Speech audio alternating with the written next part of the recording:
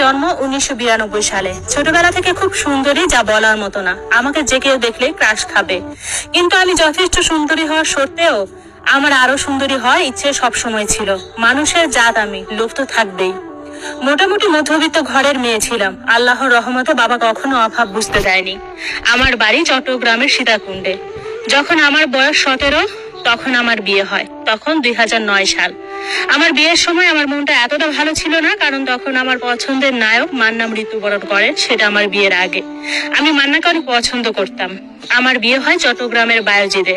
আমার বর ছিল প্রবাসী। বিয়ের 3 মাস পর প্রবাসে চলে যায়। আমার শ্বশুর বাড়িতে আমার এক দেবর, 2 ননদ ছিল। আমার স্বামী বড় ছিল। আমার শ্বশুর শাশুড়ি মারা গেছেন আমার বিয়ের আগে। ননদগুলো বিবাহিত ছিল। বলে রাখি, বিয়ের 1 বছর পর আমি আমার দেবরকে দেখি, কারণ সেও প্রবাসী ছিল। আমার বিয়েতে সে আসেনি। আমার বিয়ের 1 বছর পর সে দেশে আসে। সুখে দুঃখে ভালোই যাচ্ছিল আমার সংসার। আমার বড় আমায় ভালোবাসতো, কিন্তু সে আমাকে বিদেশ থেকে ফোন দিত 10 দিন বা 15 দিন পর পর।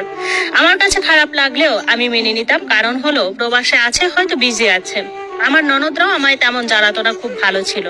মাঝে মাঝে আসতো, আমি তাদের যথেষ্ট আদর করতাম। আমার বর একটু কৃপণ টাইপের ছিল। টাকা পয়সা তেমন দিতে চাইতো না সংসার খরচের জন্য। যা দিত আমিও টেনে টুনে চলতাম। এমন দেখা যেত আমাকে মাসে 5,000 টাকা দিছে, কারেন্ট বিল বা অন্যান্য আনুষঙ্গিক খরচ বাদে আমার কাছে 2,000 বা 2,500 মতো থাকতো।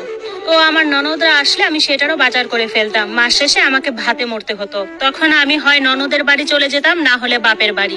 আর এটাতেও বড় রাগ করতো, আবার টাকাও দিতে চাইতো না। খুব বাজে ব্যাপার ছিল। আমার বিয়ের 1 বছর পর আমার দেবর আসে বিদেশ থেকে। আমার জন্য একটা চেইন আনে। আমার দেবর আসার 15 দিন পর আমার বর আসে। তখন দেবরকে বিয়ে করতে বলে, কিন্তু দেবর কোনো রকমেই রাজি হয় না। সে নাকি আরো পরে বিয়ে করবে। দেবর বয়সে আমার বড় ছিল, তাকে আমি ভাইয়া ডাকতাম। আর সেও 2 হাত ভরে বাজার করতো। সে আবার কৃপণ ছিল না।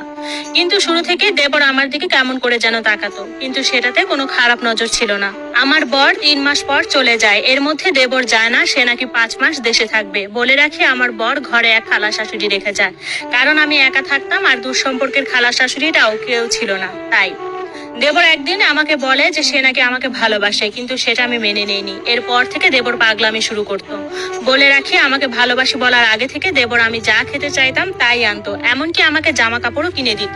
দেশে আসার পর সে 5 ভরির মতো অলংকার আনে। সে পুরোটাই আমাকে দিয়ে দেয়, রাখতে দেয়, কিন্তু পরে বলে তোমাকে ভালো লাগছে তাই তোমাকেই দিলাম। বর চলে যাওয়ার পরের মাসে আমার পিরিয়ড হয়। সেটা আমি কাউকে বলিনি যে আমার পিরিয়ড হয়েছে, কিন্তু এর পরের 2 মাস আমার পিরিয়ড হয় না। টেস্ট করলে পজিটিভ আসে। আমি ভয় পেয়ে যাই, এ বাচ্চা কার।